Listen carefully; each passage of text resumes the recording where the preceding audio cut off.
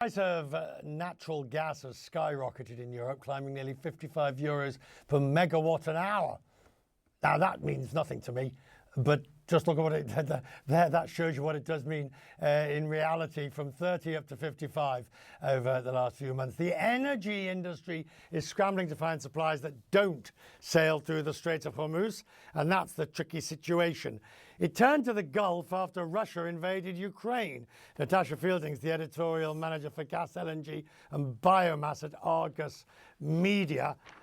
Damned if they do and damned if they don't. Look, they thought they'd find the answer to Russian gas and oil, and they went over to the Gulf, and now look what's happened. How much of a mess are they in? So it's this is a really big disruption to the global gas markets, and it has really directly hit Europe. It's certainly the biggest thing to happen to European gas since the Russian gas supply cutoffs in 2022.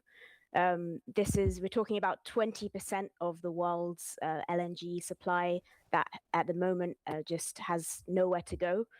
So we've seen a really big price reaction in Europe, and we can expect a lot of volatility to come. Now, you see, the interesting part is you can have a price reaction which hurts consumers, but the question is whether you can get hold of the stuff. I mean, there's two aspects. One is the price that you're paying, but if it's not even available and you can't even buy it, so how are they physically getting it when the supply is so badly constrained? Yeah, so if we're talking about Europe, really, the impact will be felt from next month. So right now, it's the weather's mild in Europe. We've got weak gas consumption, and the LNG supply that's coming over the next few weeks was already secured before this crisis began. But when we look into the springtime, into the summertime, Europe will need to scramble to get LNG supplies. There will be strong competition between European and Asian LNG buyers for the molecules that are still available, and that's a lot of that is coming from the US. So we'll see stiff competition for the supply that is available. Natasha, forgive me, this may sound like a naive question, but what happens if you can't get it? What happens? I mean, I guess it's a bit like an Uber car. The price keeps going up till somebody sells it to you. But then if somebody sells it to you, somebody else doesn't get it. So if there is a shortage of supply, what happens when there's not enough to go round? Yeah, so ultimately, one way or another, supply has to equal demand.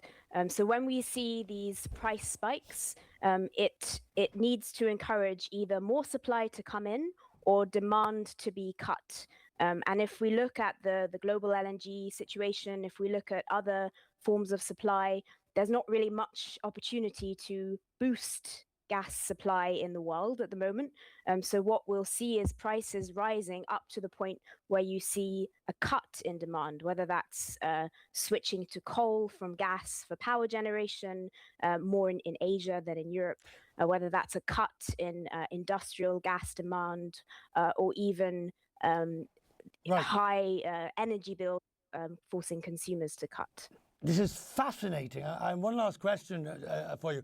How long do you think, how long have we got in terms of this crisis before we're talking really serious problems? So we're already talking about at least several weeks more disruption to the global LNG market.